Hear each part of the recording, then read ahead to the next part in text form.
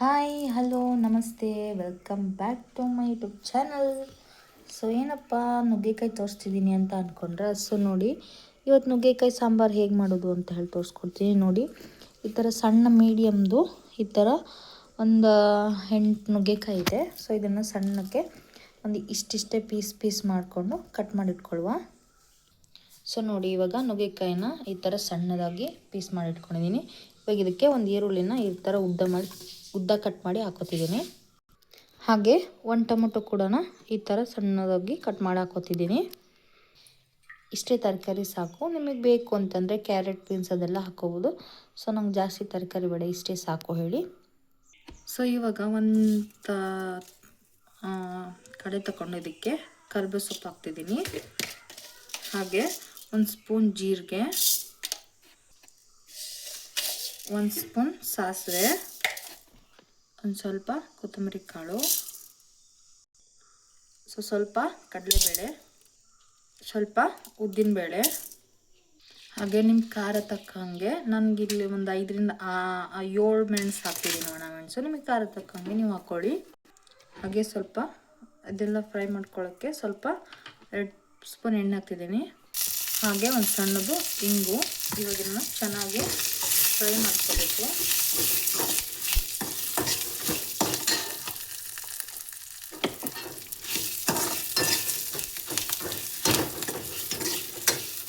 ಸಾಂಬಾರನ್ನ ಚೆನ್ನಾಗಿ ಈ ಥರ ಹುರ್ಕೋಬೇಕು.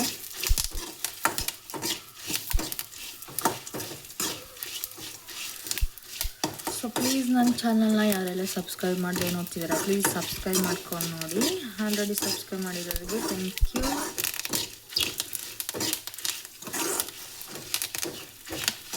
ಸೊ ನೋಡಿ ಇಷ್ಟ ಆಗಿದೆ, ಇವಾಗ ಸಾಕು. ಜಾಸ್ತಿ ಫ್ರೈ ಮಾಡಿದರೆ ಸೀದೋಗೋದು ಟೈಪ್ ಆಗುತ್ತೆ. ಸೊ ಹಾಗಾಗಿ ಇಷ್ಟು ಮಾಡಿದರೆ ಸಾಕು. ಒಂದು ಸ್ವಲ್ಪ ಸೊ ಎಲ್ಲ ಕಲರ್ ಚೇಂಜ್ ಆಗಿದೆ, ಇಷ್ಟರೇ ಸಾಕು. ಸೊ ಇವಾಗ ಗ್ಯಾಸ್ನ ಆಫ್ ಮಾಡ್ತಿದ್ದೀನಿ.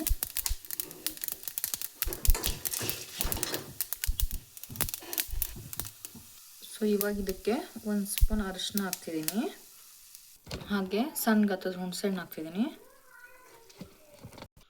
ಸೊ ಇವಾಗ ಇದಕ್ಕೆ ಒಂದು ಕಾಯಲ್ಲಿ ಅರ್ಧ ಭಾಗನ ಕಾಯಿ ತುರಿ ಹಾಕ್ಕೊಂಡಿದ್ದೀನಿ. ಇನ್ನು ಚೆನ್ನಾಗಿ ಮಿಕ್ಸ್ ಮಾಡ್ಕೊಳ್ಳಿ.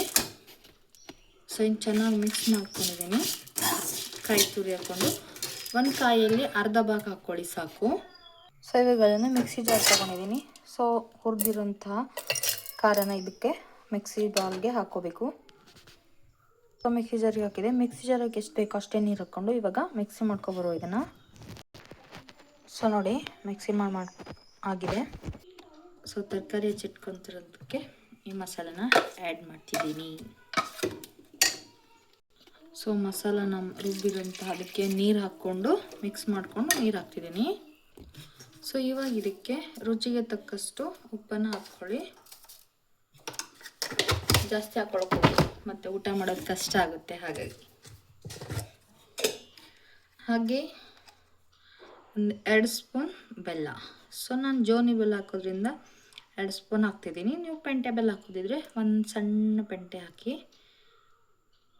ಸೊ ಉಪ್ಪು, ಹುಳಿ, ಖಾರ, ಬೆಲ್ಲ ಹಾಕಿದರೆ 3 ಸಮ ಹಾಕಿದ್ರೇ ಟೇಸ್ಟ್ ಚೆನ್ನಾಗಿ ಬರೋದು. ಸೊ ಇವಾಗ ಚೆನ್ನಾಗಿ ಒಂದ್ಸಲ ಮಿಕ್ಸ್ ಮಾಡ್ಕೊಳ್ಳಿ. ಸೊ ದಪ್ಪ ಆದರೆ ನೀವು ಸ್ವಲ್ಪ ನೀರು ಹಾಕ್ಕೊಂಡು ನಿಮಗೆ ಯಾವ ಅಳತೆ ಬೇಕು, ದಪ್ಪ ಅಂದರೆ ನೀರು ಹಾಕ್ಕೋಬೇಡಿ. ಸೊ ತೆಳ್ಳಗೆ ಬೇಕು ಅಂತ ಅಂದರೆ ನೀರನ್ನು ಹಾಕಿ ಚೆನ್ನಾಗಿ ಮಿಕ್ಸ್ ಮಾಡ್ಕೊಳ್ಳಿ. ಸೊ ಇಲ್ಲಿ ರಾಶಿ ದಪ್ಪ ಆಗಿತ್ತು, ಹಾಗಾಗಿ ನಾನು ಸ್ವಲ್ಪ ನೀರು ಹಾಕಿದೆ ಮತ್ತೆ. ಸೊ ನೋಡಿ ಈ ಕ್ವಾಂಟಿಟಿಲಿದೆ, ಇಷ್ಟಾದರೆ ಸಾಕು. ಸೊ ಇವಾಗ ಇದನ್ನು ಕುಕ್ಕರ್ನ ಮುಚ್ಚಿ 3 ವಿಷಲ್ ಕೂರಿಸ್ಕೊಂಡ್ರೆ ರೆಡಿ ಆಗುತ್ತೆ.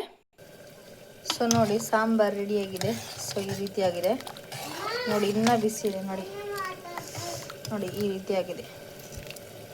ಸೊ ನೀವು ಮಾಡ್ಕೊಳ್ಳಿ, ಹೇಗಿತ್ತು ಅಂತ ಮರಿದೆ ಕಾಮೆಂಟಲ್ಲಿ ತಿಳಿಸಿ. ಸೊ ನೆಕ್ಸ್ಟ್ ವಿಡಿಯೋದಲ್ಲಿ ಸಿಗ್ತೀನಿ. ಅಲ್ಲಿವರೆಗೂ ಟಾಟಾ ಬಾಯ್, ಟೇಕ್ ಕೇರ್.